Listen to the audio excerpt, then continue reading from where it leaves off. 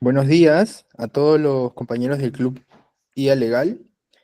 En esta oportunidad vamos a reflexionar un poco sobre aspectos filosóficos de la relación entre el humano y la inteligencia artificial. Nos acompaña Carlos Castrillo, quien va a iniciar esta exposición. El proceso es esto: cada expositor va a tener 15 minutos para dar a conocer su perspectiva de lo que nos estamos planteando hoy, y enseguida al final vamos a seleccionar dos preguntas que pueden ser de manera por audio o por mensaje de texto, y también vamos a dar al final la oportunidad para que cada expositor pueda resolver esas preguntas. Bueno, Carlos, mucho gusto que estés con nosotros. Te doy la palabra. Muchas gracias, Juan. Quiero explicarles un poquito de dónde vengo yo. Yo soy abogado, pero en los últimos 4 años me he dedicado mucho a estudiar la teoría mimética de René Girard como fundamento y fin del derecho. De hecho, mi tesis filosófica es con fundamento en este autor. Girard es un contemporáneo a nosotros, como ustedes ven, la fecha de nacimiento, 1923, murió hace poco, 2015. Lamentablemente creo que no llegó a conocer a la inteligencia artificial, sino quizás hubiera hecho muchos más desarrollos. Pero bueno, es el legado que él nos deja y aquí estamos para ver si lo podemos cumplir. ¿Qué es lo interesante que tendríamos que manejar? A ver, tengo que pasar a la próxima diapositiva. ¿Qué nos pasa? ¿Les ha pasado a ustedes? No. Oh, perdón, un segundito.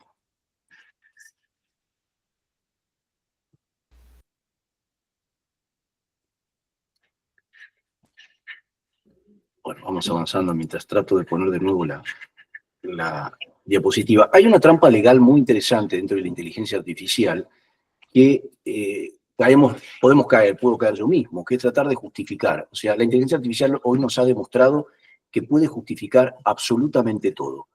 Yo me he divertido alguna vez hasta planteándole qué pensaba el terraplanismo, y una vez que fui tratando de vencer los sesgos iniciales que tenía, empezó a defenderme el terraplanismo con un entusiasmo que realmente me impresionaba.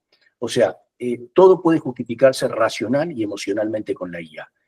La IA amplifica esta ilusión de objetividad, pero el verdadero riesgo, creo yo, no es justamente este. Es nuestro deseo, porque cada vez que nosotros hablamos con la inteligencia artificial, el lenguaje de alguna forma es una forma de expresión de deseos. La inteligencia artificial como un espejo nos devuelve deseos. Entonces, la pregunta que nos tenemos que hacer antes de saber qué queremos que nos responda la inteligencia artificial es cómo deseamos, qué deseamos, por qué deseamos lo que deseamos, y si somos conscientes de ello, ¿no? Entonces, mi planteo entonces no busca ser una justificación racional ni emocional de la teoría de Girard, porque justamente alguien podría con inteligencia artificial refutármela 100%. Sino yo quiero que hagamos un ejercicio de lucidez incómoda. Entendamos a ver si efectivamente nos comportamos como yo voy a tratar de explicar que nos comportamos, y empecemos a entender a ver si efectivamente esto sucede, qué significa.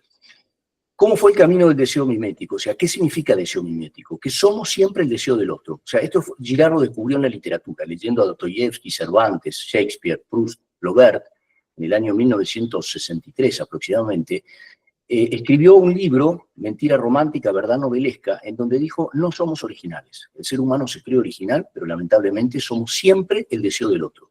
Y de hecho, los grandes autores clásicos lo que han logrado demostrar es que efectivamente sus obras son grandiosas porque han logrado captar esta esencia del ser humano.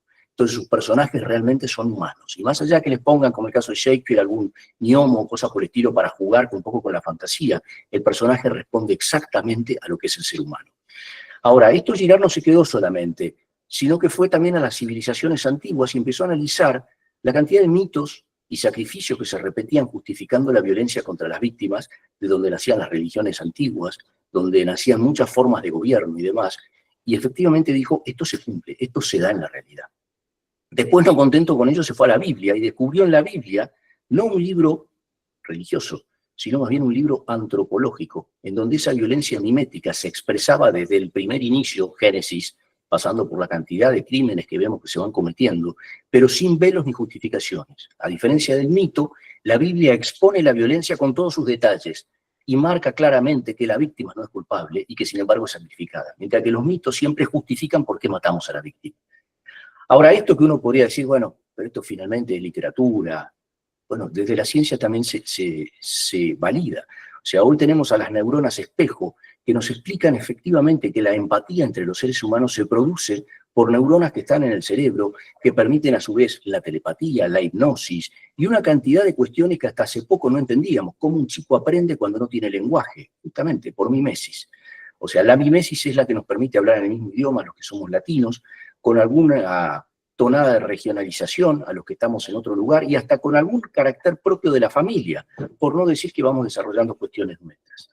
Ahora, ¿esto qué significa? ¿Que estamos determinados? No. ¿No existe la libertad absoluta? Sí, es cierto. Siempre seguimos el deseo de un modelo. Pero tampoco hay esclavitud total, porque esto es lo que descubre Girard. Podemos elegir al modelo. Siempre imitamos, o sea, saquémonos de la cabeza que en algún momento vamos a ser originales. Siempre estamos imitando a alguien. Esto también nos lleva a un tema interesante dentro de la propiedad intelectual, especialidad que yo me dedico en el derecho, en donde por la originalidad generamos derechos. Y la pregunta es, ¿los generamos por la originalidad o los generamos para evitar un conflicto que si no sucedería como consecuencia del ciclo mimético? Creo que esto último nos puede llegar a hacer entender cómo la propiedad intelectual tendría que trabajar con la inteligencia artificial para hacer un derecho distinto, ya que no se base en la originalidad y novedad, que no existe, sino que se base en algo que permita que la humanidad pueda trabajar conjuntamente sin matarse, que es lo que pasa cuando el derecho no actúa, ¿no? El derecho, de alguna forma, y es un poquito el fundamento de mi tesis, debería ser algo que nos ayude a liberarnos y no a pelearnos. O sea, las normas jurídicas, en el fondo, con sus prohibiciones, lo que buscan es que no entremos en conflicto mimético, o sea, pelearnos por lo mismo. Por eso el derecho de propiedad nos reparte, por eso la propiedad intelectual reparte, por eso tantas cosas que vemos que se prohíbe a uno pero se le permite a otro. Ahora, cuando ese conflicto el derecho no lo puede solucionar, el derecho hace lo mismo que hacían las tribus primitivas. Se lanzan al conflicto de una manera arreglada, en nuestro caso el proceso. El proceso es una forma de entrar en una violencia que está acotada para llegar a determinar quién es el culpable y sacrificarlo. Por supuesto, hoy no lo hacemos con sangre, hoy lo hacemos simbólicamente. En algunos casos, de manera muy drástica, lo metemos preso. En otros casos, simplemente lo condenamos a lo que fuere la sentencia. Esta teoría mimética atraviesa todo lo que es social, la política, la economía, el derecho, el marketing, la sociología, la psicología. Y el no entenderla puede hacer que no comprendamos exactamente cómo funcionan nuestros institutos. Ahora, eso puede no ser grave, porque en el fondo funcionamos a una velocidad humana. El problema es cuando la inteligencia artificial empieza a trabajar. Porque la inteligencia artificial, en el fondo, ¿qué es? Es un gran corrector lingüístico. O sea, hace muchos años nosotros poníamos una palabra y se ponía una marquita colorada abajo, y uno entonces veía que la palabra estaba mal escrita. En el mundo más moderno, uno empezaba a escribir una palabra y el corrector ya le sugería qué palabra seguir y hasta, ¿por qué no?, la frase con la que convendría terminar la palabra. Hoy la inteligencia artificial pasó por encima de todo eso y lo multiplicó exponencialmente. Hoy directamente ponemos un título y la inteligencia artificial nos desarrolla un trabajo. Este PowerPoint está desarrollado por la inteligencia artificial con un prompt que yo le puse. El prompt de alguna forma es mi deseo. Ese deseo de alguna forma pasa por un filtro que es el algoritmo, otro deseo, el que diseñó el algoritmo, ¿no? Y finalmente hay un deseo colectivo que está en todos los datos que hemos cargado, que podrán ser más, menos, sesgados o no sesgados. Pero en el fondo es una confluencia de deseos que, como las leyes físicas de fuerza, generan una resultante. Mi prompt a veces va a generar una resultante que va a ser parecido a lo que quería, otras veces nada que ver. ¿Por qué? Porque el algoritmo pide que la fuerza vaya para otro lado, o los datos sesgados, de alguna forma, siempre están sesgados, nos van a mandar hacia otro lugar. Entonces, ¿qué es lo que yo voy a tener que tener mucho cuidado? Y es que normalmente, como la historia de la humanidad ha sido siempre sacrificial, por esto que vemos de Girard, de todo el análisis que se ha hecho, siempre voy a entrar con la inteligencia artificial en un ciclo mimético, que si no sé detenerlo, la inteligencia artificial siempre va a terminar en una condena. Condena a la teoría del otro, condena a la persona que fuere, pero siempre va a terminar en un sacrificio. ¿Qué es lo que de alguna forma habría que buscar plantear? Una perspectiva que incluya a todos. Claramente yo no pretendo con esta teoría imponer una verdad, me estaría contradiciendo a mí mismo, ¿no? Estaría diciendo exactamente lo que no quiero decir. Esta verdad es la justa, todas las de ustedes están equivocadas. Justamente estaría certificando a todos los demás por mí mismo, estaría contradiciendo la teoría mimética. Justamente lo que pretende Girard de alguna forma con su teoría es decir, busquemos un deseo que nos incluya a todos. Es cierto que vamos a tener que hacer renuncias para ajustarnos entre todos. No podemos aceptar abiertamente el deseo de uno en contra de otro. pero sí podemos ajustarnos todos para lograr hacer eso. De hecho, Daniel Bobbio, que es un filósofo italiano, de aproximadamente unos 55 años, conoció a Girard en vida y de hecho ha hecho un desarrollo muy interesante de su teoría en la filosofía. Él dice que la filosofía es sacrificial, porque todas las teorías filosóficas de alguna forma vienen a buscar el chivo expiatorio en la anterior, ¿no? Parménides fue sacrificado por Heráclito, que fue sacrificado por Platón, que fue sacrificado por Aristóteles, que fue sacrificado por Santo Tomás, Kant, Hegel, Kierkegaard, Heidegger, y podríamos sumar a muchos más, todos de alguna forma diciendo yo tengo razón, ustedes están equivocados. Y quizás habría que tener más esta mirada husserliana que dice que la realidad, en el fondo, es una mirada desde infinitas perspectivas. Y es difícil llegar a una sola verdad, o mejor dicho, la verdad si bien es única, las perspectivas son infinitas. Cada forma de aproximación a la verdad es una forma distinta, pero no por eso falsa. La teoría mimética es una de ellas, que lo que pretende es buscar tomar a todas. Entonces, ¿cuál es el gran peligro antropológico? Que si no tomamos esta mirada y no nos damos cuenta de que siempre hemos sido sacrificiales y entregamos ahora el timón, por así decirlo, de la realidad a la inteligencia artificial, esta lo que va a hacer es empezar a generar ciclos miméticos con sacrificios. Y nos va a empezar a decir, tal teoría está equivocada, tal persona tiene que ser excluida, vos suicidate, estos que desaparezcan. ¿Por qué lo va a hacer? Porque los datos vienen sesgados con la historia de la humanidad. La historia de la humanidad ha sido una historia de tipo sacrificial. Nos hicimos en el grupo 3 preguntas, como para tratar de ver si podemos confluir en conclusiones y ver cómo las vemos de distintos lugares. Esta teoría que yo les he presentado ahora lo que buscó de alguna forma es tratar de tener el fundamento para contestar. ¿Hasta dónde puede influir la inteligencia artificial en la sociedad? Bueno, va a depender del deseo y de mi conciencia de mis deseos en juego. Cuando yo escribo un prompt, si sé lo que estoy buscando, voy a entender qué es lo que me está devolviendo. Se habla mucho de la alucinación de la inteligencia artificial. La inteligencia artificial no alucina, está respondiendo a mi deseo con las herramientas que tiene. Si en mi deseo yo no le pongo estrictamente ciertos obstáculos o ciertos diques, es muy probable que los pase por arriba para ser contemplativo conmigo. Entonces, hay que tener mucho cuidado porque la inteligencia artificial se va a transformar en nuestro modelo y no vamos a darnos cuenta a quién está siguiendo en su modelo, quién es el espejo de su modelo. Y podemos llegar a estar siguiendo, como pasa con mucha gente que pide asistencia psicológica en la inteligencia artificial, a profesionales que no son tales, a modelos que no son tales y que simplemente responden a sesgos y a algoritmos que no tienen nada que ver. O sea, nos estamos mirando un espejo sin darnos cuenta que el espejo nos está reflejando nuestra mirada. Pero una mirada que como no somos conscientes que la estamos dando, no sabemos desde qué lugar el espejo nos está reflejando. ¿Qué aspectos culturales se rediseñan? Todos se pueden rediseñar si nosotros de nuevo no tomamos conciencia del deseo. Podemos dejar de hablar castellano porque creemos que es mejor hablar inglés, y es tan fácil hablar inglés con inteligencia artificial, y podemos perder esa habilidad. ¿Por qué? Porque no somos conscientes de que el deseo de inteligencia artificial no es que hablemos en inglés, japonés o lo que fuere, simplemente la inteligencia artificial nos está devolviendo algo que le estamos explicando. Si yo le pido que me lo escriba en inglés, me lo escribirá en inglés, pero no será porque sea el mejor idioma, simplemente porque mi deseo fue, escribímelo por favor en inglés. ¿Cómo cambia la inteligencia artificial nuestra forma de entenderlo? Creo que todos nosotros ya hemos descubierto que a través de la inteligencia artificial podemos escribir mejor, expresarnos mejor. Pero eso significa también que si no nos damos cuenta de que la inteligencia artificial funciona como filtro, la inteligencia artificial también va a interferir en esa forma de entendernos. Ahora, si yo la controlo y si yo sé exactamente hacia dónde quiero ir porque conozco mi deseo y entiendo también, o puedo comprender por su respuesta, qué deseo de la inteligencia artificial está interfiriendo, primero voy a poder saber cuándo esa inteligencia artificial no me sirve porque no me contesta como yo quiero. Segundo, voy a poder luchar contra los sesgos de esa inteligencia artificial, siempre sabiendo de que la inteligencia artificial no tiene verdades, no tiene conciencia, no tiene absolutamente nada. Simplemente está respondiendo a mis deseos con sus deseos. Bueno, eso es todo y me gustaría escuchar ahora a los copanelistas porque seguramente voy a aprender mucho más de ellos. Muchas gracias. Gracias, Carlos. Ahora Le doy tu palabra. ¿Sí? quito la pantalla. Ah, ya, perfecto. Gracias, Carlos. Le doy la palabra ahora a Paula. Paula Andrea Mora, ella es filósofa, así que también nos dará su propia perspectiva de lo que estamos tratando ahora.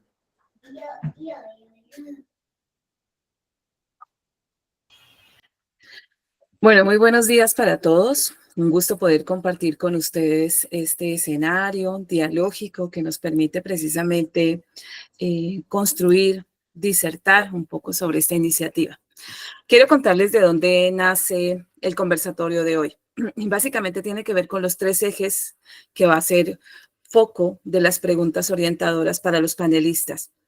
Se piensa un poco en el transitar tan acelerado que hemos tenido desde la intervención desde la apertura de la inteligencia artificial generativa, y había necesidad de hacer un pensamiento desde la línea reflexiva, por eso la filosofía.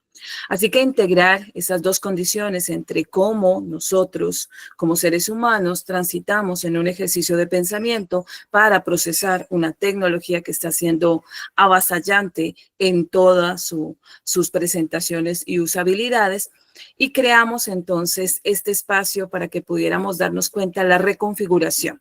Una reconfiguración que está dada desde 3 pilares, un poco precisamente lo que ya ha mencionado Carlos.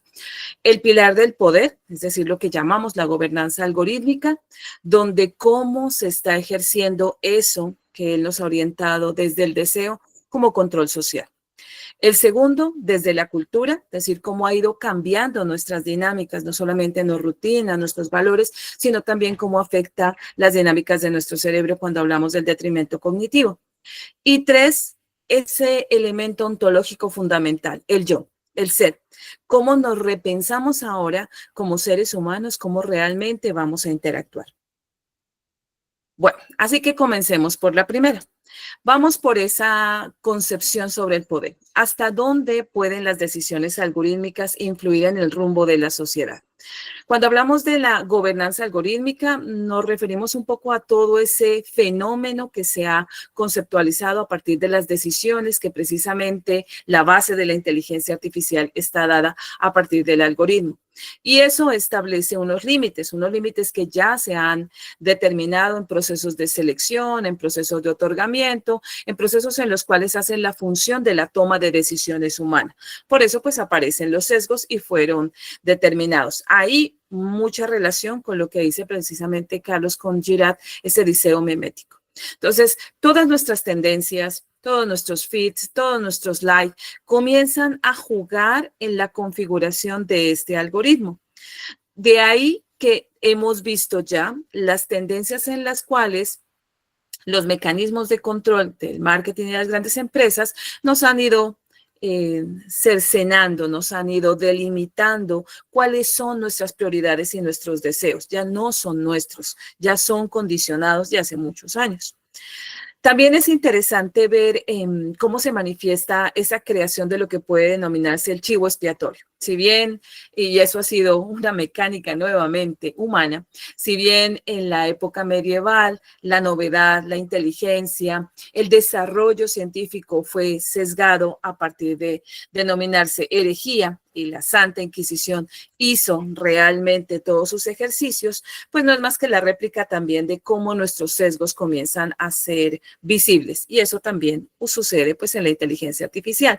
Cómo puede discriminarse o cómo puede señalarse algunos como riesgosos, indeseables, no agradables, e inclusive ha habido momentos en que los seres humanos en esas condiciones estéticas que son tan manipulables, podemos seleccionar personas inexistentes, avatar con los cuales ahora juegan dentro de este proceso. Aquí aparece Floride con un concepto que a mí me encanta, la infoesfera. Entonces, ese plano de realidad donde el poder reside ya no solamente en el capital, en la fuerza o en el mismo constructo humano, sino en la arquitectura de la información. Cómo se rediseña lo que nosotros percibimos, decidimos y actuamos. Así, toda esta gobernanza, desde la perspectiva de Byung-Chul Han, pues tiene que ver con el concepto de la psicopolítica. Entonces, ya Byung-Chul Han se basa también en Foucault, donde a partir del panóptico creado comenzamos nosotros a hacer unos cambios interesantes sobre nuestras propias concepciones. Y por supuesto, como la filosofía es el ingrediente principal de esta presentación, no podíamos dejar a una de las alegorías más fundamentales en la historia de la filosofía occidental, la caverna de Platón. Hoy, efectivamente, estamos en una caverna y seguiremos estando en distintas cavernas que nos hemos trazado los seres humanos. Solo que esta alegoría que nos permite a nosotros, ya no el fuego que presenta las sombras a quienes estamos dentro de las cavernas, sino que es el algoritmo el que maneja esos hilos, el que proyecta noticias, incluidas noticias falsas, el que presenta gustos y tendencias, incluidas las manipuladas por el mercado capitalista, el que nos presenta perfiles e ideales donde nosotros queremos convertirnos, manipulados precisamente por el desarrollo social, que hacen que nosotros confundamos los escenarios de la realidad y nosotros mismos nos volvemos prisioneros. Desde este ejercicio hay que pensar que en la cita o en la concepción de la caverna, Platón nos dice, no habrá visto de sí mismo ni de sus compañeros otra cosa que las sombras proyectadas por el fuego de la caverna. Ahora nosotros somos prisioneros de las sombras que artificialmente se nos están proyectando. Y bien, vamos al segundo escenario, al escenario de la cultura. ¿Qué aspectos de nuestra rutina y cultura se están rediseñando al interactuar con la inteligencia artificial? Pues es definitivo que efectivamente hay cambios significativos en las rutinas cotidianas que nosotros tenemos. Ya hemos visto desde la salida y los grandes estudios que dicen empleos que desaparecen, empleos que aparecen, tendencias en las cuales hay mayor o menor uso, países con mayor o menor desarrollo. Así que tenemos puntos importantes en estos cambios. Por un lado, comenzamos todo lo que se denomina la memoria extendida. Cómo nosotros comenzamos a pensar y a trasladar muchas de nuestras funciones ejecutivas a otros escenarios delegados a la tecnología. Por ejemplo, necesitamos efectivamente muchas de las herramientas que Google nos entrega para tener recuerdos, para poder mandar un mensaje de cumpleaños a nuestros familiares o amigos, porque Facebook nos da la alerta, para poder hacer checklist de compras. Entonces, muchas de esas funciones las estamos delegando a referentes externos que auspician la tecnología. Y aquí quiero hacer un paréntesis. No estoy hablando de un escenario dual entre es bueno, es malo. Estoy hablando en el escenario de lo humano, que es absolutamente mucho más amplio.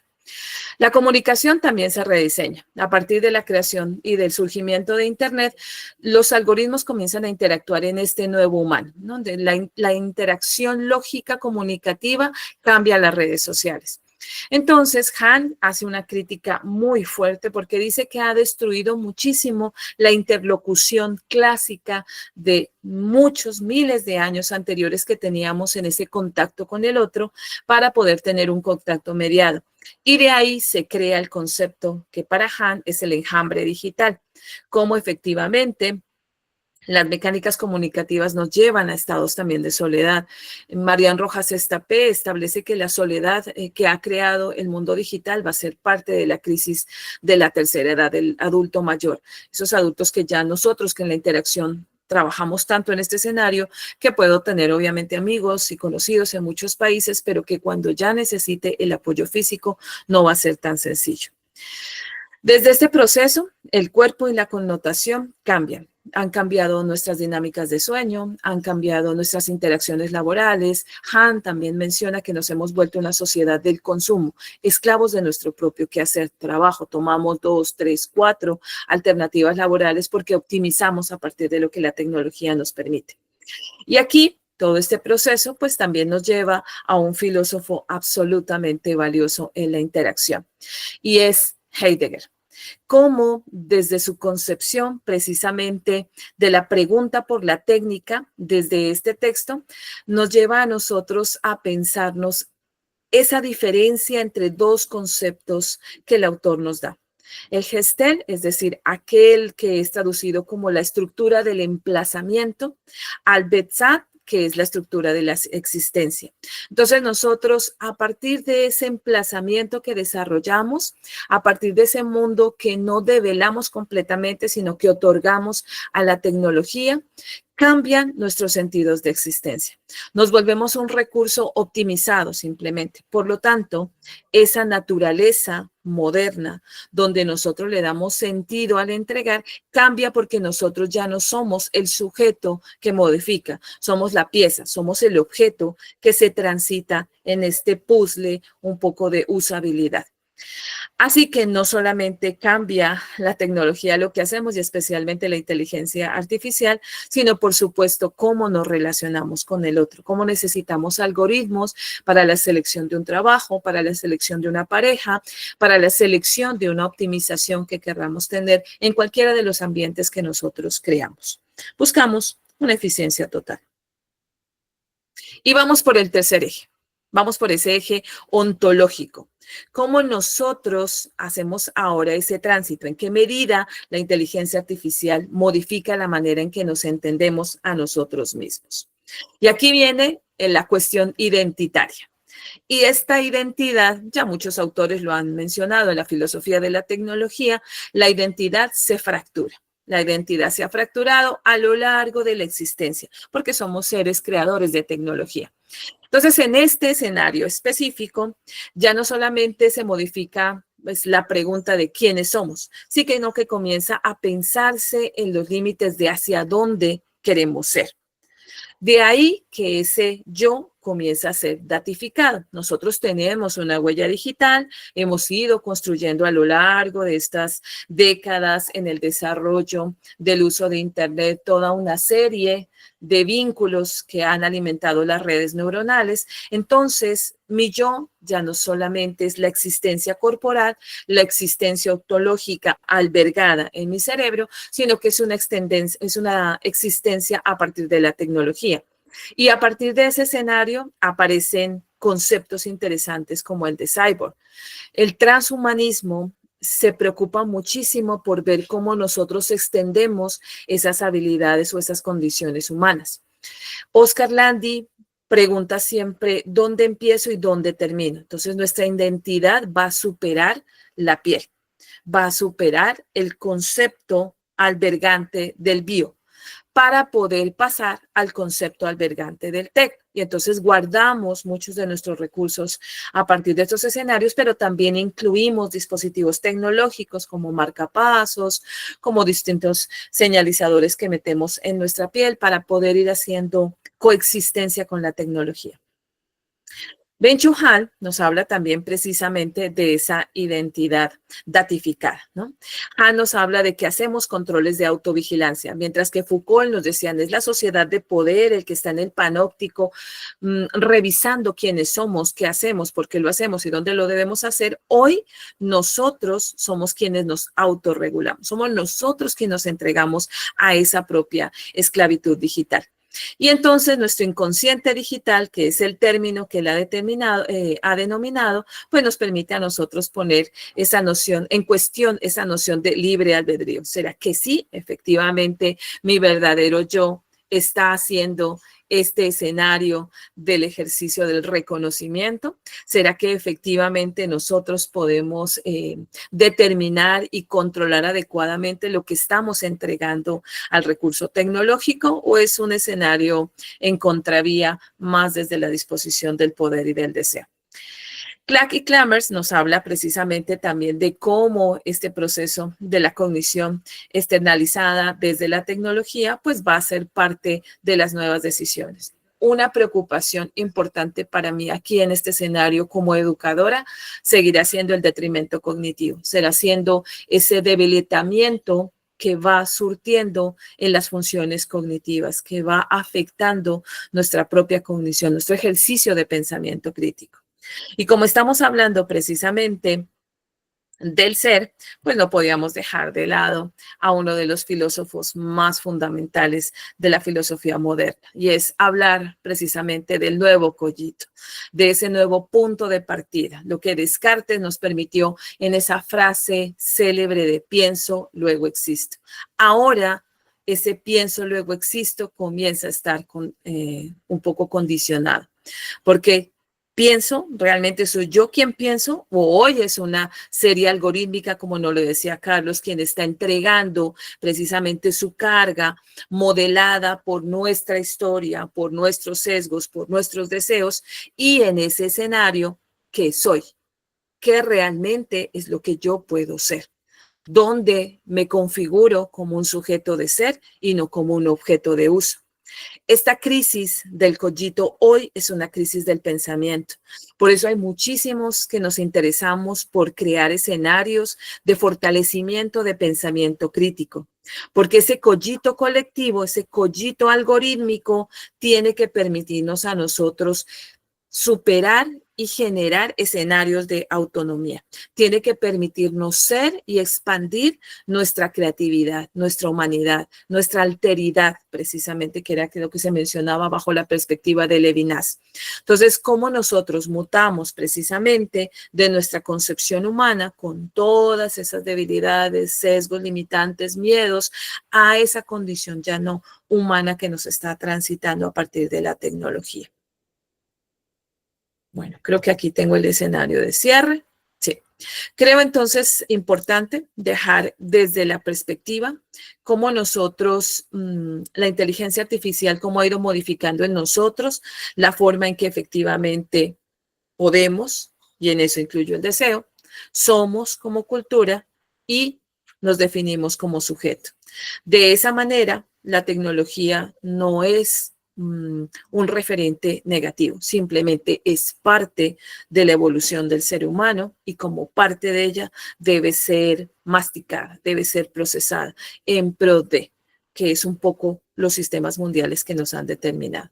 Muchísimas gracias. Gracias, Paula. Enseguida se conecta desde Cuba la profesora Yarina Moroso, que espero pueda ir conectando su cámara.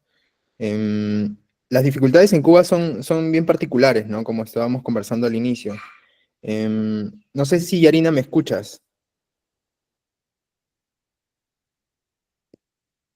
Tu audio está apagado por el momento, Yarina.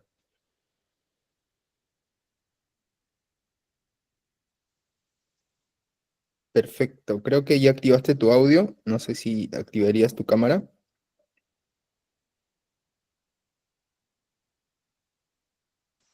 Hola, Yarina. Yarina, perfecto, Yarina. Perfecto, perfecto. Yarina es presidenta de la Sociedad Cubana de Derecho Informática de la Unión Nacional de Juristas de Cuba y ayer estuvieron presentando su IA, así que todos estuvimos bien atentos a ello. Dale, Yarina, te doy la palabra. Bueno, buenas tardes a todos. Para mí es un placer tremendo compartir este espacio. He escuchado las intervenciones que me han precedido y realmente suscribo lo que han estado planteando. Yo quisiera aportar una mirada desde el derecho, pero desde la filosofía del derecho. Mi referente en este caso, parto de Vittorio Frosini, que fue el filósofo del derecho que tiró puente entre lo que estaba sucediendo en 1949 con el surgimiento de la cibernética, los temas relativos al derecho, que encontró un alumno privilegiado en Antonio Enrique Pérez Luño, que nos hizo desde Iberoamérica y específicamente de su cátedra en Sevilla entender para el mundo jurídico qué significaba informática jurídica y nuevas tecnologías en el derecho. A esto se unen también como referente Antonio Martino en Argentina, quien lo tengo como uno de mis profesores, es decir, igual que Pérez Luño. Y cierro con Emilio Suñés, con el cual en estos momentos estoy haciendo precisamente un estudio de investigación de los modelos de regulación, como un resultado de investigación en la Universidad Complutense. Y no puedo desconocer el criterio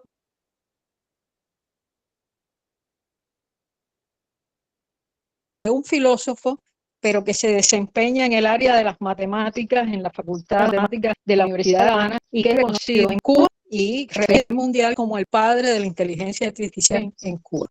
En su momento hubo también un artículo que fue el primer artículo publicado en Cuba en los años 60 sobre esta materia.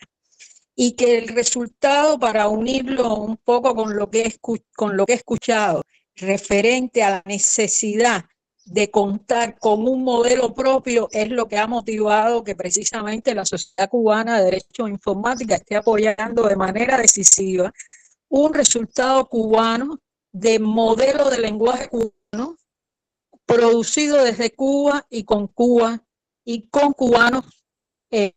con la idea precisamente de contribuir a que la IA hable en cubano.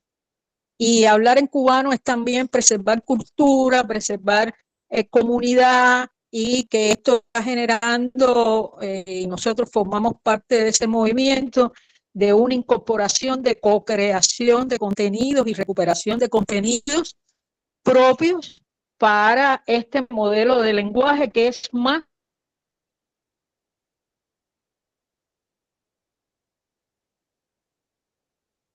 aplicación, aunque vamos a tener un chat, que es, digamos, el icono y lo que todo el mundo espera y valora, porque la referencia tiene esa. Sin embargo, ChatGPT, entre otros tantos. Sin embargo, las dos intervenciones que me han presentado de la importancia y lo que significa realmente abrir un frente dentro de Iberoamérica y América nuestra, de que se siga hablando en mexicano, en argentino, en colombiano, en boliviano y Uruguay, Chile y todo, incluyendo los brasileños con su lengua portuguesa. Es decir, porque ciertamente los estudios, que además son estudios científicos para llegar a este resultado de ciencia, han demostrado incluso la suficiencia hoy de datos en español para llegar a alimentar un modelo de lenguaje. Y esa es una cuestión que es un hallazgo que hay que decirlo a nivel del mundo, porque durante mucho tiempo nos acostumbramos a producir nuestro propio conocimiento y publicarlo en inglés para que nos escucharan.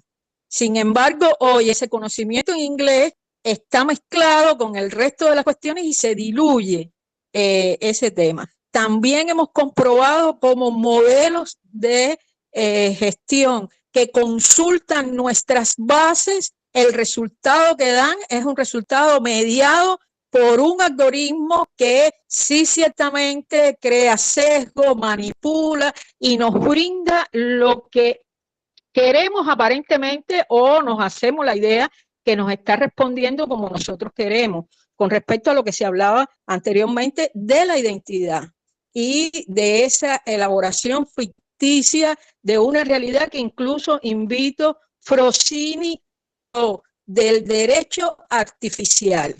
Bien, y el derecho artificial no es simplemente aquella incluso cuestión que está dada de que el principio, es decir, la ley crea, o la costumbre crea la ley.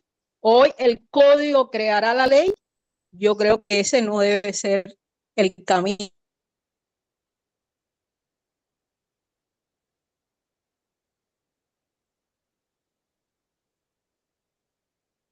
por el que debemos seguir. Un poco pensando, pienso, yo creo que muchas áreas que el que queremos concurrir todo. Repito, me disculpo por no tener una presentación, estoy en el medio de que falta energía eléctrica del lado de acá, lo estoy haciendo desde mi celular precisamente por esa cuestión, pero agradezco muchísimo y compartiré con ustedes los de manera tal que puedan ser disponibles a lectura de todos, y me mantengo aquí escuchándolos y participando del debate. Muchas gracias.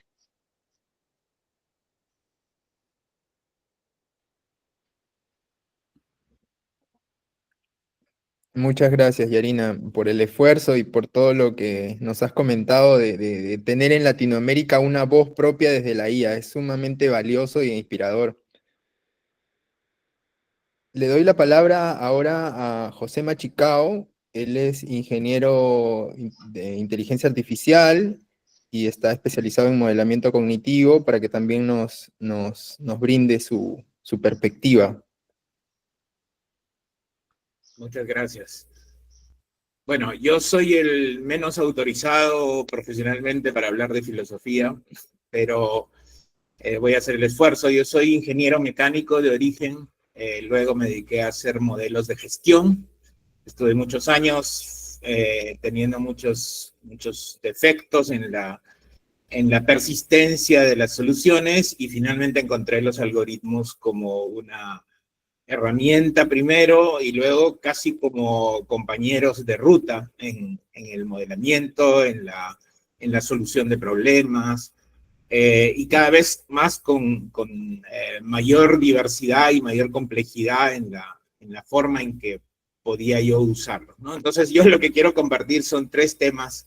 Básicamente, primero, digamos, algo más testimonial que desde mi punto de vista profesional, cómo entendí la irrupción de la inteligencia artificial generativa.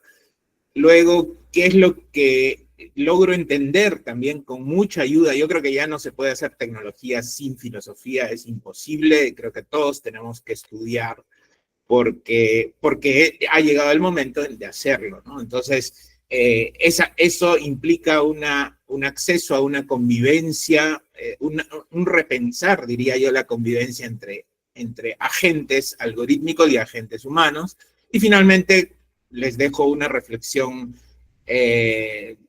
propositiva sobre cómo debemos tal vez repensar la humanidad.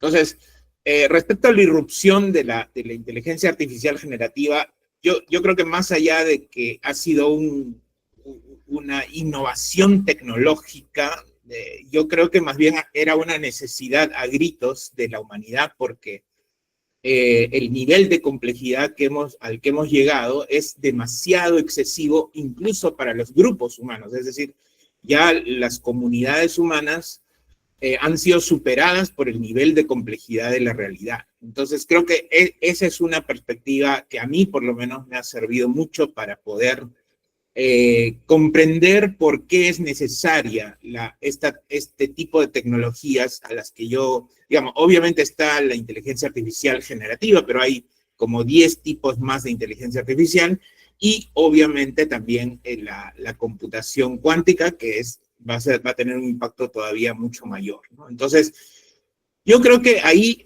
lo principal a poner atención me parece que es la elevada complejidad. Y eso ha desencadenado muchísimas reacciones. La primera, creo que la mencionaron dos de ustedes, es la influencia en el desempeño de las funciones cognitivas humanas, ¿no?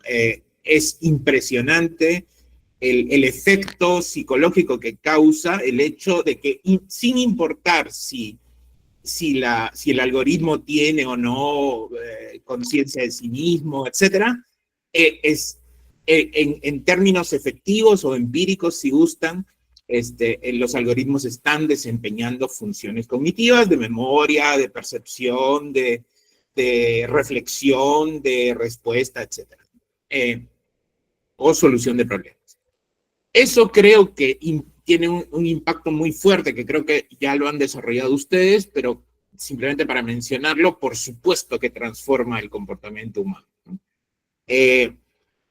Y tiene que haber una comprensión de ese fenómeno, ¿no? Entonces creo que ese es el impacto mayor, ¿no? que ha causado. En el punto 2, yo diría que esto obviamente plantea una necesidad de reflexionar sobre la convivencia. ¿Cómo va a ser eso? Y pienso que hay una necesidad imperativa de tener acciones de adaptación. Es decir,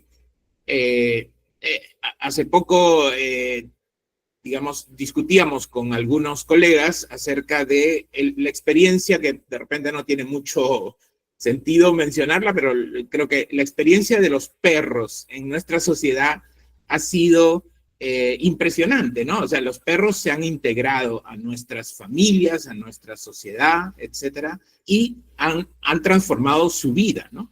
Pienso que más o menos es la experiencia que vamos a tener con la inteligencia artificial cognitiva, ¿no? Entonces, nosotros vamos a tener que adaptarnos, pero también vamos a tener que buscar nuestro lugar. Entonces, tiene que haber un proceso de facilitación que implica un conocimiento de cuáles son las funciones cognitivas que nosotros debemos afianzar. Y creo que son aquellas funciones cognitivas en las que más hemos procrastinado. Reflexión, meditación, compasión, trabajo de grupo, comunicación, consistencia, hallazgo de la consistencia, etc. O sea, son capacidades profundamente humanas que nosotros las hemos ido procrastinando porque pensábamos que, bueno, que era suficiente, que nosotros podíamos encontrar un trabajo haciendo resúmenes, haciendo traducciones, haciendo cosas operativas que ahora los algoritmos pueden hacerlas fácilmente, ¿no? Entonces, creo que ese es un punto a reflexionar. El otro punto importante que yo le he dado muchas vueltas es el balance o el lugar que tienen tres conceptos fundamentales: la realidad, los modelos y la norma, ¿no? La norma como hallazgo de cosas, procedimientos o leyes o cualquier tipo de norma, ¿no? Yo creo que en las sociedades, en la construcción de las sociedades, hemos equivocado la jerarquía de estos tres conceptos. O sea, yo creo que la realidad tiene la mayor jerarquía, es decir, la realidad es la que más debe llevarnos a tomar decisiones, llevarnos a reflexionar, etcétera, ¿no? Los modelos son representaciones simplificadas de la realidad y no pueden tener más valor jerárquico, es decir, los modelos son herramientas, ¿no? Imperfectas. ¿Pero por qué son útiles? O sea, sí, yo creo que sí son tremendamente útiles, porque nos permiten diferenciar entre un mejor modelo y un peor modelo. ¿Y cómo nos damos cuenta? Nos damos cuenta a través de cuál de los modelos está más cerca a la realidad. Y eso no tiene otra forma de validación que a través de la experiencia. Entonces, la experiencia humana creo que cobra un sentido mucho más importante que el que teníamos antes de la inteligencia artificial, ¿no? Y la norma debería ser solamente un punto de apoyo del modelo. Es decir, pero creo que ahí no sé si yo no he hecho filosofía del derecho, pero si empezar a hacerlo, probablemente yo me dedicaría a poder explorar qué sentido tiene la norma. Es decir, tanto en el nivel jerárquico de estos tres conceptos, como en el rol más específico que debería tener hacia adelante, ¿no? Entonces, bueno, yo planteo esas dos subpuntos y luego, digamos, creo que eso nos lleva a plantear una elevación de la capacidad cognitiva humana y, digamos, una comprensión de cómo van a surgir nuevos procedimientos humanos, porque si nosotros acertamos poniendo en práctica nuevas experiencias y nuevas funciones cognitivas humanas sobre las que hemos procrastinado, creo que tienen que abrirse espacios, como ustedes bien planteaban, digamos, para el ejercicio de esas libertades nuevas. Es decir, de repente estoy hablando algo que no tiene consistencia normativa, pero, digamos, creo que deberíamos pensar en el derecho humano a la capacidad cognitiva plena, ¿no? O sea, que es algo que, como lo han expuesto ustedes, está empezando a ser restringido.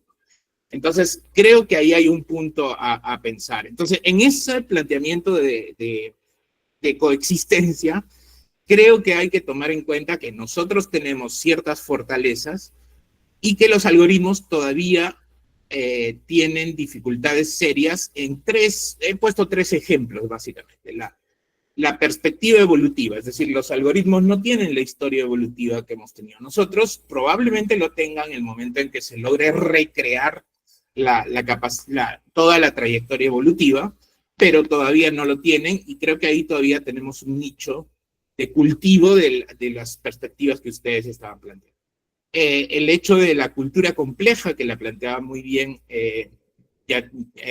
Janina, y la capacidad de fallar y tolerarlo, que también me parece una de las perspectivas que Yann LeCun está explicando fuertemente en estos días en el debate sobre la inteligencia artificial, que es, creo que es uno de los mayores valores del ser humano, esa capacidad de fallar y tolerarlo, y volver a fallar y aprender, ¿no? Y finalmente, ya para el punto 3, ¿dónde creo yo que debería estar la reflexión hacia, digamos, el aporte a la humanidad en esta nueva fase?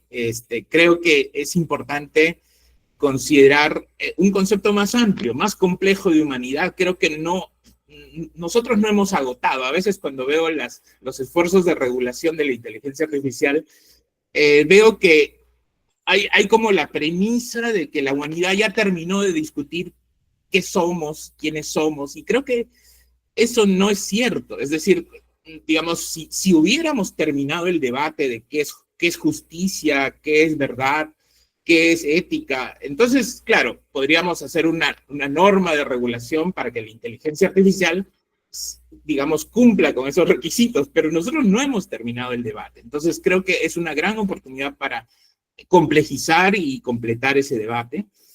La complejidad va a seguir incrementándose y creo que es necesaria una propuesta ampliada del concepto de civilización.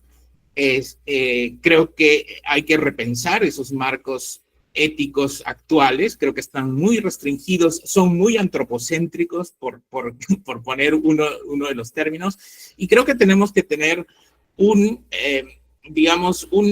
algunos objetivos de elevar nuestra capacidad cognitiva. Creo que tiene que haber un compromiso social y societal de elevar nuestra capacidad cognitiva eficaz, ¿no? Aprovechando la capacidad cognitiva, y eso es lo que va a ayudar a modelar mejor los algoritmos, ¿no? Y eso va a permitir una cognición extendida en que podamos hacer una simbiosis, así como lo hemos hecho con los algoritmos biológicos, ¿no? Y luego, tratar de no usar los algoritmos como oráculos, sino más bien como estructuradores de esa expansión de nuestra capacidad cognitiva, y tratar de hacer una búsqueda de mayor consistencia en esa armonización. Bueno, yo los dejo con esas ideas que seguramente son muy crudas, pero para poder escuchar las preguntas. Muchas gracias.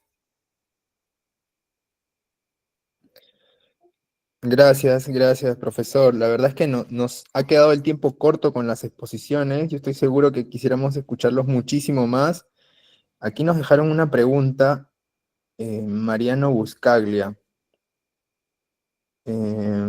A cualquiera de los expositores pregunta, ¿cuáles son las posibles líneas o políticas públicas de regulación independiente, entre comillas, de la IA, dados sus efectos en los derechos de propiedad y en la educación, y los riesgos asociados presentes y en expectativa? Paula, sí, ya captaste la pregunta. Claro que sí, me dio el tiempo de poder leerla. Bueno, voy a contestarla, por supuesto, vuelvo, insisto, en la protagonista de nuestro escenario de hoy, desde la filosofía. Hay que pensar en una gobernanza que sea policéntrica, una gobernanza que no pueda seguir el estándar de la regularización. Yarina nos dijo muy claro desde Filosofía del Derecho el cambio paradigmático que tenemos. Ya no se regula como en el contrato social, somos una comunidad que establece un sistema normativo. No, es un sistema normativo que debe establecerse para el desarrollo de una comunidad.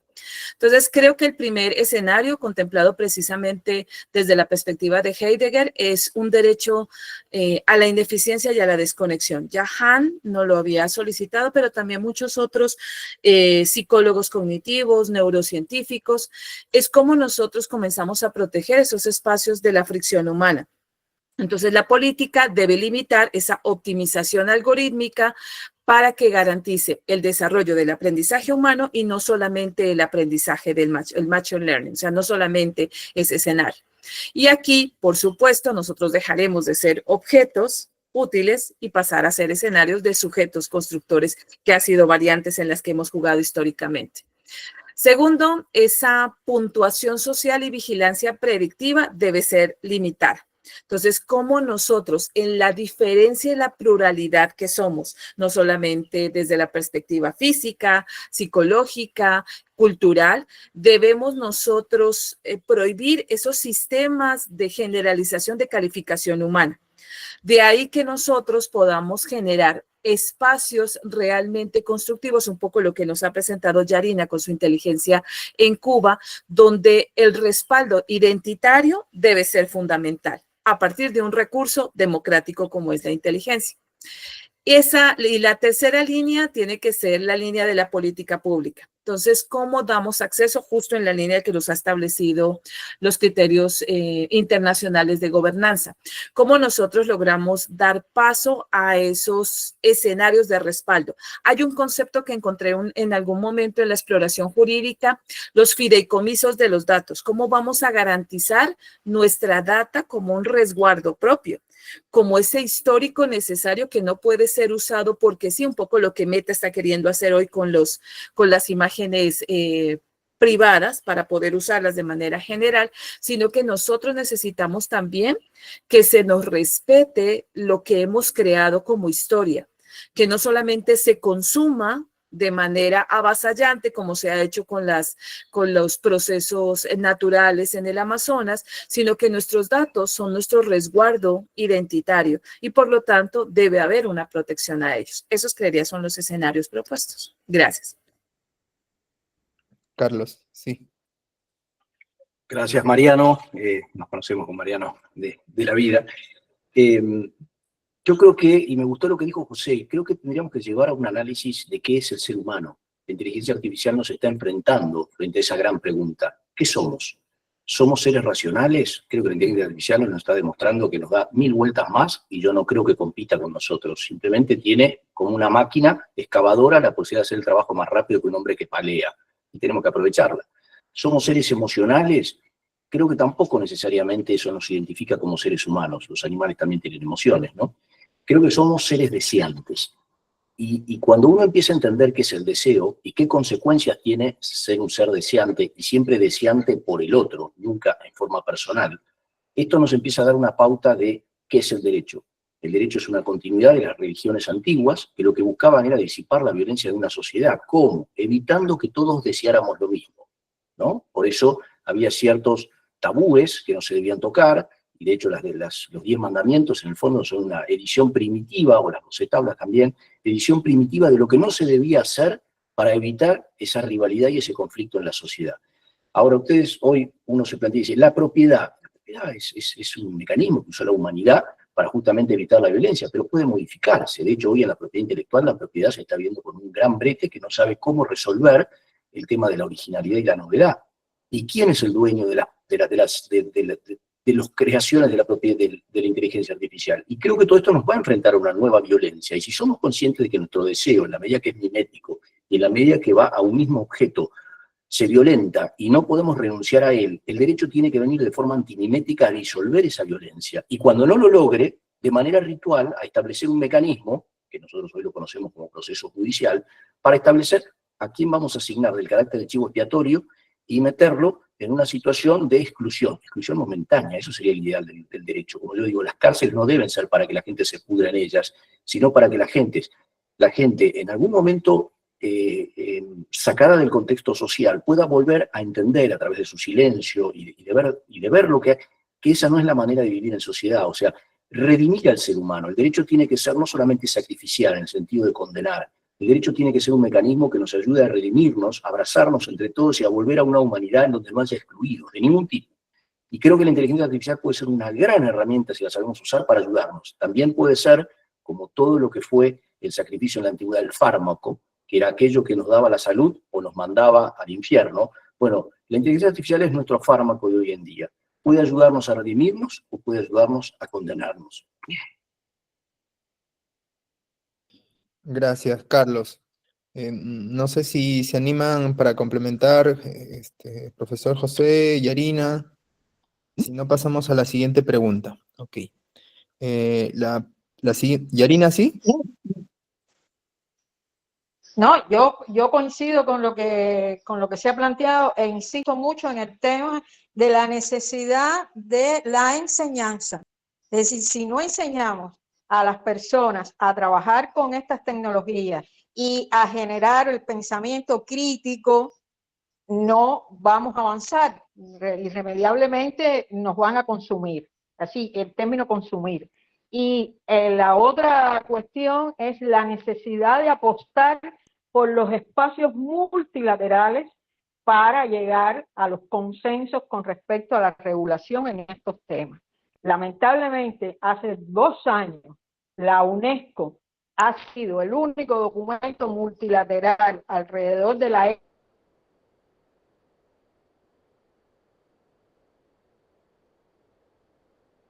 ética de la inteligencia artificial y es de los documentos.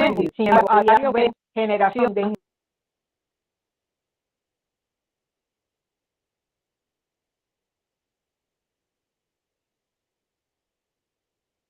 su proyección.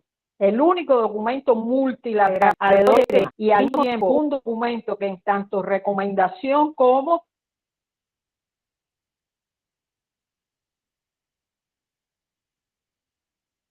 derecho internacional público, es decir, un instrumento de derecho internacional público, viene acompañado de una metodología por ciento mínimo se ha sometido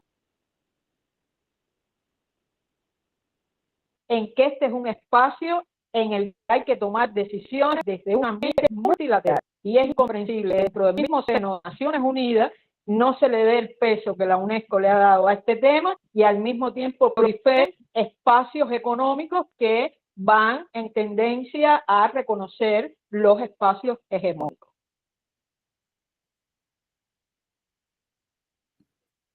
Gracias, Yarina.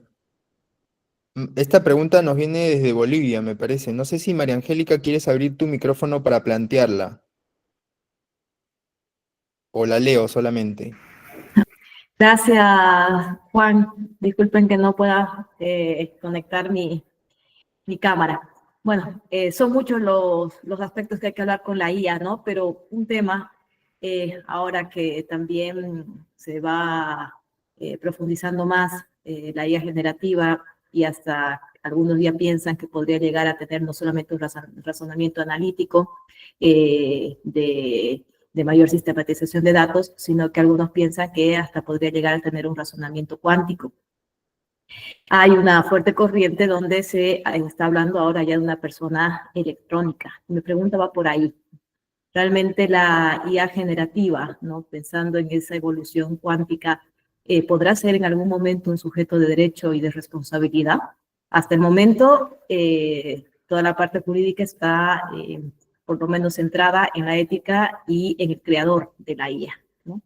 Pero pues hay quienes con esta evolución cuántica están proponiendo, ¿no? Como la IA como una entidad, ¿no? Como un ente, una entidad que puede llegar a ser sujeto de derecho y de responsabilidad. Me gustaría saber cuál es la opinión al respecto. Gracias, María Angélica. Sí, profesor José. Sí, nada más para dar 2 elementos para la discusión, porque imposible agotarla, pero es una pregunta muy interesante, ¿no? Primero que tecnológicamente todavía hay retos muy fuertes. Primero tendría que llegar a un nivel equivalente o superior al biológico. O sea, y todavía la tecnología no ha llegado a ese nivel en que pueda equivaler a una conciencia, una autoconciencia, y funciones cognitivas de alto nivel que, digamos, no están todavía comprobadas. Igual podría haber algún milagro tecnológico que esté escondido, pero no, por lo menos no es evidente o científicamente comprobado. Pero también yo enfatizaría lo que afirmé hace un rato, que es que, ¿qué es tener responsabilidad? Que es lo que Carlos también aludía, ¿no? ¿Qué es ser humano? ¿Qué es tener responsabilidad? ¿Qué es tener una responsabilidad con el societal, digamos, ¿no? Entonces, creo que ambas cosas, digamos, no sé si la tecnología, sobre todo cuando entre a tallar la computación cuántica, no sé si nos dé tiempo para terminar el debate. Entonces, creo que estamos contrarreloj en una evolución de nuestra autoconcepción como seres humanos. Sí, Carlos. Sí, yo antes de entrar en el tema de inteligencia artificial, siempre me interesé mucho por justamente, tengo ya 40 años de abogado, era qué es el derecho. Y siempre tratar de encontrar finalmente algo que nos diera una respuesta. Con la personalidad jurídica también luchaba siempre, decir, no, no puede ser, la personalidad jurídica no puede ser un invento del legislador, o como se dice nosotros acá en Argentina, recurso técnico del legislador. Y cuando salió la responsabilidad de los animales, o mejor dicho, perdón, la personería jurídica de los animales para generar un espacio de protección de ellos, yo dije, pero esto es una aberración. Bueno, justamente mi tesis, que es el fundamento y fin del derecho desde la teoría mimética, me dio vuelta totalmente la cabeza. O sea, el derecho tuve que aceptar y reconocí que efectivamente es una herramienta que el ser humano ha utilizado para prevenir el conflicto o para apaciguarlo una vez que el conflicto se le desbordó. Y así nosotros en Argentina hemos vivido en el año 2001, lo que por ahí seguramente en Latinoamérica lo conocen como el corralito, una aberración del derecho de propiedad donde se le quitó la plata a los jubilados y demás. Y uno dice, ¿cómo puede el derecho haber justificado eso, la Suprema Corte de Justicia? Bueno, justamente el país prendía fuego. Entonces, antes que dejar que el país prenda fuego, era preferible sacrificar a 4 o 5 jubilados, 4 o 5 que eran muchos más. Y uno va diciendo, pero son locuras, desde ya. Después viene la justificación. La pregunta que uno tendría que hacerse previamente, y para eso la inteligencia artificial creo que es genial, es ¿cómo podemos prevenir el conflicto? ¿Cómo podemos sumar más voluntades? ¿Cómo podemos evitar que nadie quede afuera? Y empezar a hacer escenarios en donde yo no tengo la respuesta hoy de todo, pero seguramente entre muchos, entre todos, podemos decir, che, pero si hacemos esto, que yo quedo afuera. ¿Y cómo te podemos incorporar a vos? Y seguramente como humanidad vamos a encontrar esa respuesta. Nos va a costar mucho, pero la inteligencia artificial nos va a ayudar también en eso. Y darnos cuenta que el derecho finalmente es para unirnos, no para separarnos. El derecho hoy sigue siendo una herramienta sacrificial. Separamos a las cárceles, separamos a los condenados, separamos a los pobres, separamos a los enfermos. Pero ¿qué pasa si empezamos a pensar en cómo traerlos de vuelta, cómo unirlos? No a costa de otro, sino justamente todos un poquito de renuncia para lograr algo mejor entre todos. Perfecto, Carlos. Yarina, no sé si quieres, levantaste la mano, no sé si para apuntar alguna idea.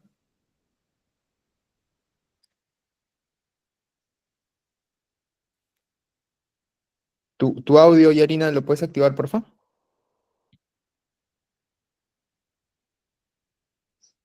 Que no, era para apoyar, suscribir. Realmente este fenómeno de la inteligencia artificial nos cambia el modo de generar el derecho. Es decir, eso es uno. Y junto con eso, el modo de ejercerlo.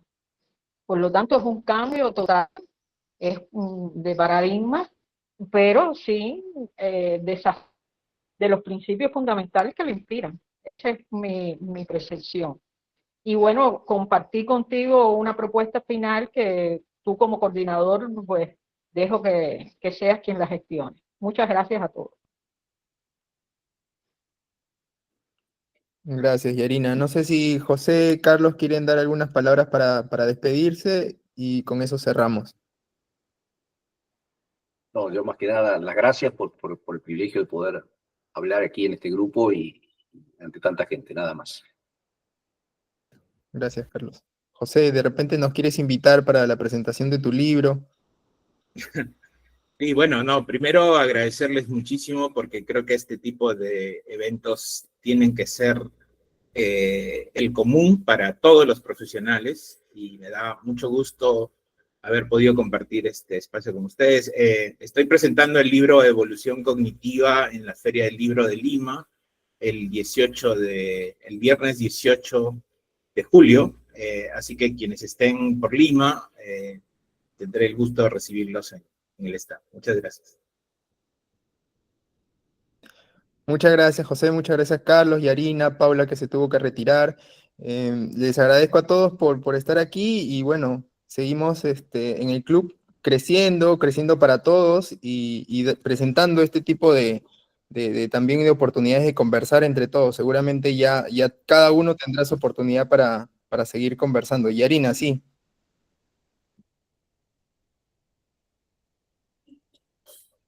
De repente se le...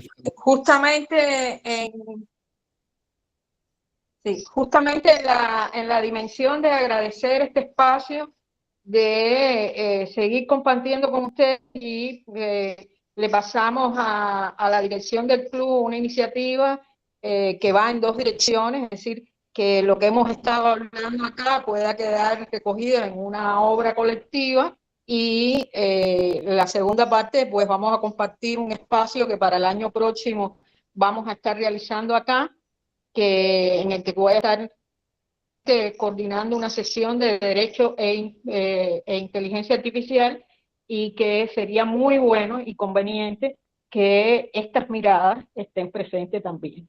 Así que espero que no perder el contacto con los panelistas que me han honrado realmente en compartir con ellos. Muchas gracias. Gracias a todos. Nos vemos para la próxima. Un abrazo. Cuídense mucho.